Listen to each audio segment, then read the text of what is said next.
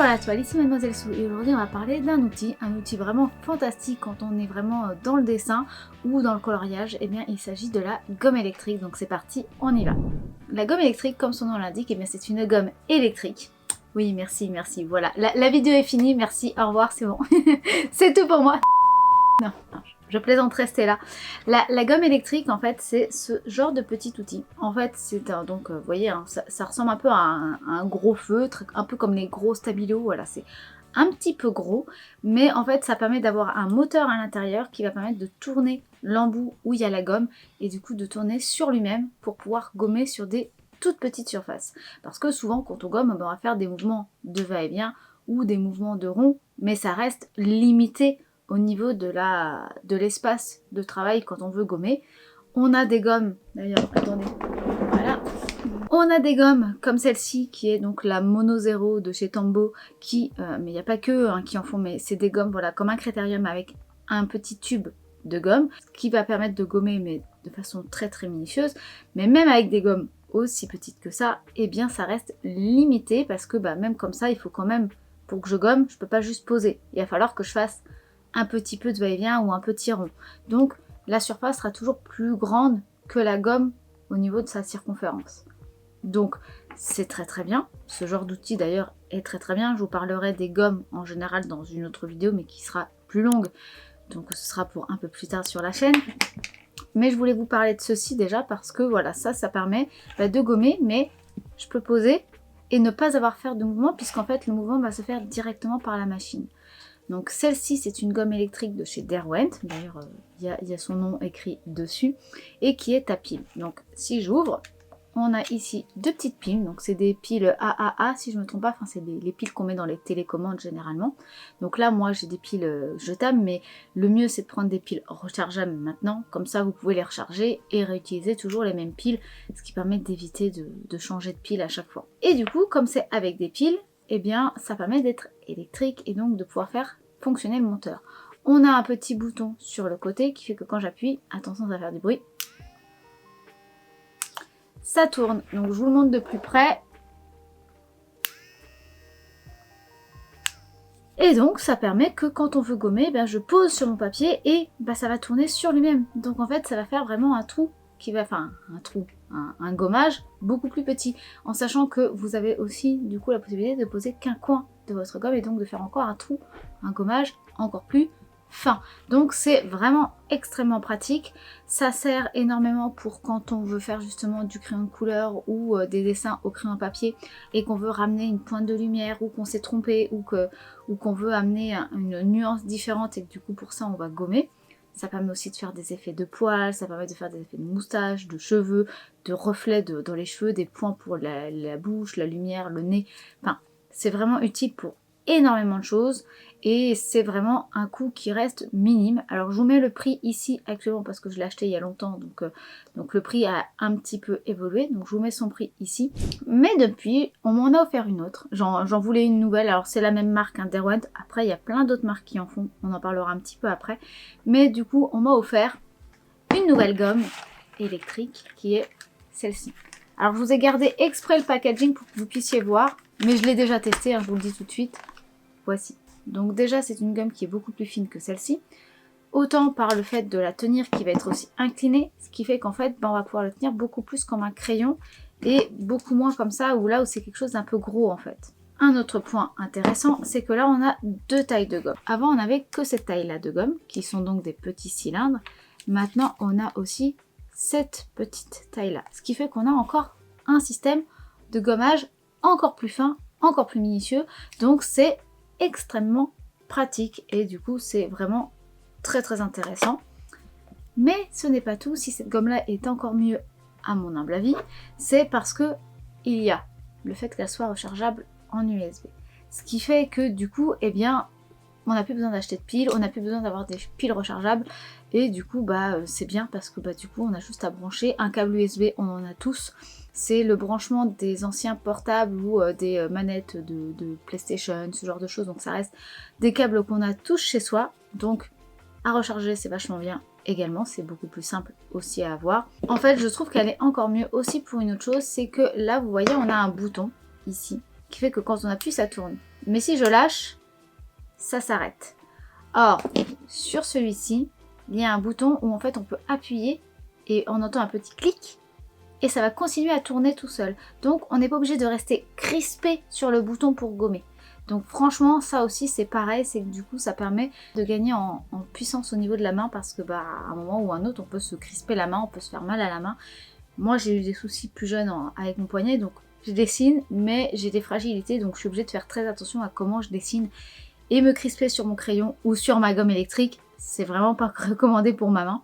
Et je sais que c'est le cas pour beaucoup de personnes, donc je trouve que pour celle-ci, elle est un peu plus chère, mais il n'y a pas de pile. Et en plus, il y a un bouton qui se clipse, donc je vous le montre. Hein. En fait, vous voyez, et elle va continuer à tourner. Et si je reclipse, elle s'arrête.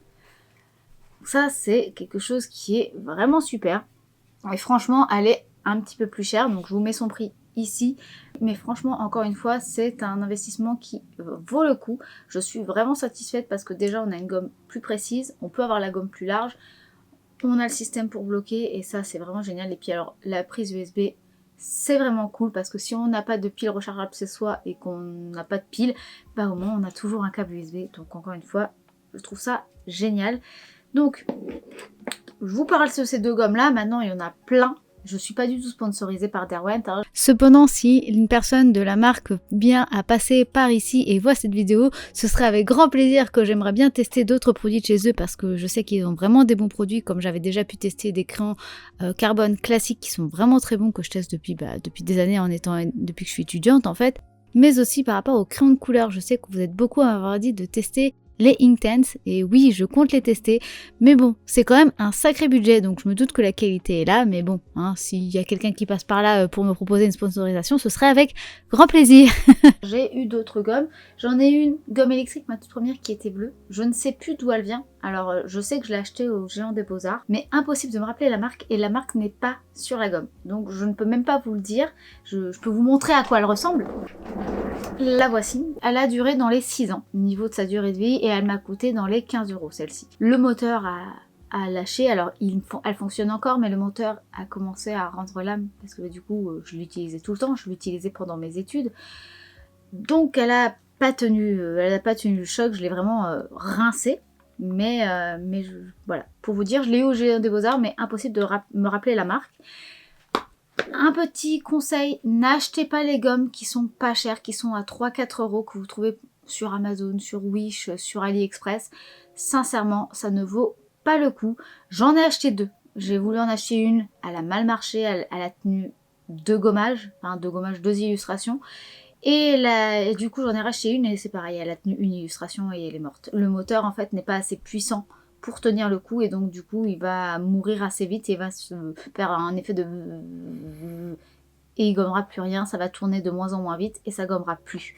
Donc n'achetez pas de gomme à 4-5 €, achetez tout de suite une gomme à 15-20 €, je vous assure vous la garderez beaucoup plus longtemps et au moins vous ne perdrez pas votre temps à en racheter une tous les 2 jours et du coup à la fin ça sera une économie en fait. Donc vraiment achetez plutôt de la marque en magasin de loisirs créatifs, en magasin de beaux-arts. Au moins là, vous êtes sûr que la gomme, elle est vraiment faite pour et que le moteur est adapté à gommer et donc à être appuyé sur du papier. On va faire 2-3 petits gommages pour vous montrer l'efficacité de cette gomme, donc avec du crayon à papier, avec un espace un peu estompé et des crayons de couleur. Pour les crayons de couleur, j'ai pris les polychromoses, comme ça c'est quelque chose de très crémeux et de très pigmenté. Et là pour ce qui est du crayon à papier, je vais prendre un Faber-Castell grade 2B, un graphite mat, pareil pour vous montrer qu'on peut gommer même en étant quelque chose de bien gras. Et c'est parti, donc je prends la gomme Derwent classique, la épaisse, pour vous montrer son diamètre quand on le pose et même en faisant des va-et-vient. On peut même faire des petits ronds et vous voyez, la surface peut être vraiment toute petite même avec ce diamètre là. Avec l'estompage, pas de souci, et avec le crayon de couleur, pareil. Attention avec le crayon de couleur, des fois le pigment peut rester un petit peu sur la gomme, donc faut pas hésiter à gommer un petit peu à côté pour justement enlever le surplus de pigment qui peut rester. Et là vous voyez, avec la nouvelle de chez Derwent, on a quelque chose d'encore beaucoup plus fin alors que c'est déjà petit et du coup je peux avoir des points également encore plus petits. Donc je vous montre là déjà les bandes pour chaque, mais vous voyez en un seul passage et même en repassant un petit peu, ça gomme énormément. Et je vais faire un petit point et vous voyez le point comment il peut être tout petit et vraiment, c'est vraiment beaucoup plus grand qu'avec celle de l'autre. Vous voyez, il y a vraiment déjà une différence de diamètre. Donc ça a vraiment un avantage bien pratique pour quand on veut amener des points de lumière ou gommer un tout petit truc. C'est vraiment avantageux et ça marche sur vraiment crayon de couleur comme crayon à papier. Moi je suis passée à Derwent tout simplement parce que c'était celle que je trouvais. Il n'y en avait pas 12 000 quand je l'ai achetée parce que celle-ci je l'ai déjà depuis 5-6 ans. Elle fonctionne toujours, le moteur est toujours en vie.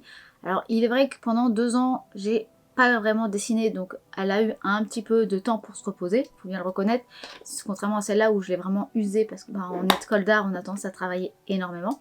Celle-ci je l'ai moins utilisée, mais le moteur est toujours en vie et est toujours bien. Celle-ci je ne sais pas parce que je ne l'ai que depuis février, puisqu'on me l'a offert en février, mais elle est vraiment bien et je m'en sers régulièrement. Vous devez la voir de temps en temps dans mes vidéos quand je fais des tests de produits. Souvent j'utilise cette gomme là parce qu'elle est beaucoup plus minutieuse, donc c'est clairement pour ça que je l'utilise. Du coup je la trouve extrêmement bien. Je vous parle de ça parce que c'est un outil qu'on pense pas forcément à acheter ou à utiliser et franchement c'est un gain de temps, un gain d'énergie qui est vraiment bien. Et surtout, et c'est pour ça, et ça c'est pas spécialement fait pour, mais c'est quelque chose que je fais moi, et ça c'est un petit bonus que je vous donne, qui n'est pas spécialement prévu pour. Il y en a d'autres qui sont plus prévus pour, mais il faut que je les teste pour vous en parler, donc c'est pour ça que je vous en parle pas tout de suite, d'autres marques j'entends. Mais en fait, quand j'ai acheté cette gomme-ci, il y avait 2 types de gommes. Il y avait les gommes en cylindre classiques, mais qui allaient être blanches, et j'en avais des grises. Et les grises, en fait, c'est des gommes qui vont être beaucoup plus abrasives, qui vont permettre de gommer l'encre. Je n'en ai jamais retrouvé, j'ai cherché à en acheter en magasin, j'en ai jamais trouvé, que ce soit sur internet, que ce soit dans les magasins d'art, je ne retrouve que les gommes blanches pour les gommes électriques. Donc depuis, j'achète des gommes classiques, des gommes rectangulaires pour une gomme à la main, et je les coupe au cutter et je les mets dedans. Et ça me permet de pouvoir gommer l'encre. Vous avez bien entendu, quand je rate un contour avec mon feutre noir, eh bien je peux prendre une gomme qui va gommer l'encre avec ma gomme électrique et je vais enlever un petit peu le noir. Bien entendu, comme ce sont des gommes abrasives, ça va enlever un petit peu du papier. Donc vous ne vous en servez pas pour gommer tout votre contour. Vous vous en servez si vous avez juste fait un petit dérapage quelque part ou que ça a un petit peu bavé. Vous attendez que tout sèche. Si par exemple vous avez utilisé de l'aquarelle ou autre, je ne sais pas, il faut que ça soit bien sec. Vous gommez et vous pouvez continuer. Maintenant, il faut que ça reste des petits points, des petits détails. Si vous le faites trop, eh bien ça va faire que votre papier ne sera plus lisse et du coup il va être beaucoup plus poreux.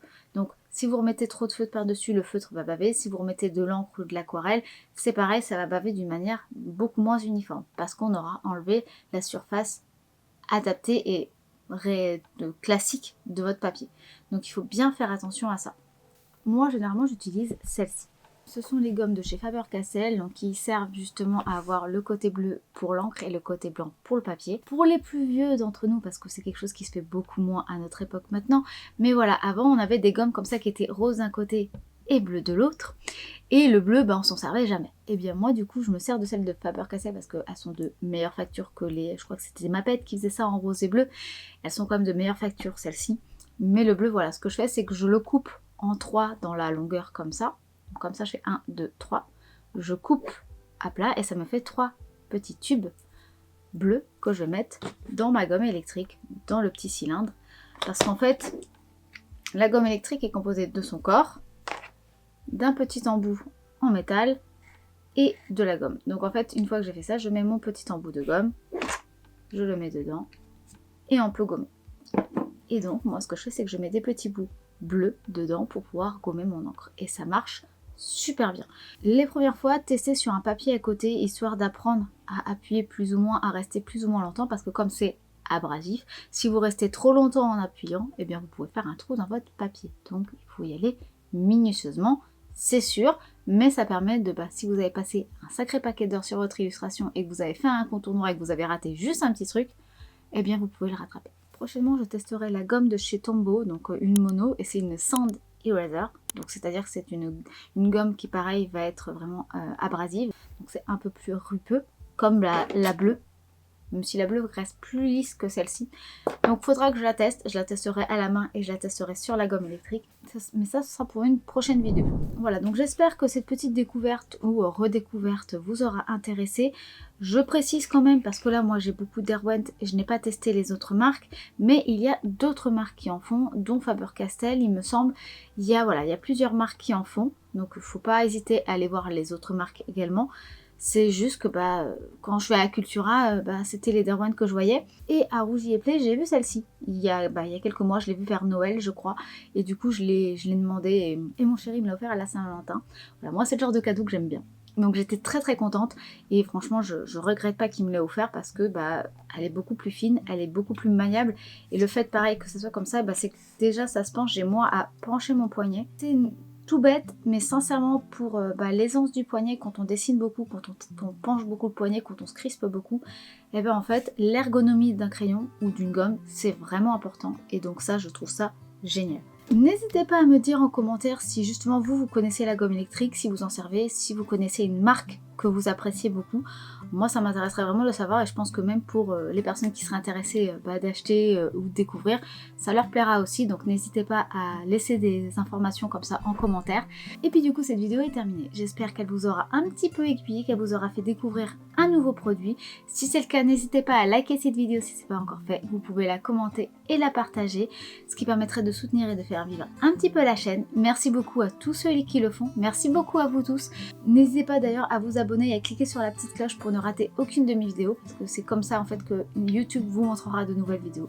Merci aussi à ceux qui me soutiennent sur ma boutique en ligne en me commandant un livre de coloriage, un artbook, une illustration ou même un goodies. Merci beaucoup à vous tous. Merci aussi à ceux qui me soutiennent sur Tipeee. Merci beaucoup. C'est vraiment important en fait de pouvoir me soutenir là-dedans parce que c'est vraiment avec ce genre d'argent que je vais pouvoir continuer à faire des vidéos parce que c'est pas avec YouTube que je vais gagner énormément d'argent. Donc merci beaucoup de pouvoir faire vivre la chaîne en faisant un petit don mensuel ou unique. Merci beaucoup à vous tous. Et puis sur ce, cette vidéo est véritablement terminée. Donc moi je vous dis à dimanche prochain midi pour une nouvelle vidéo et je vous fais des bisous. Bye!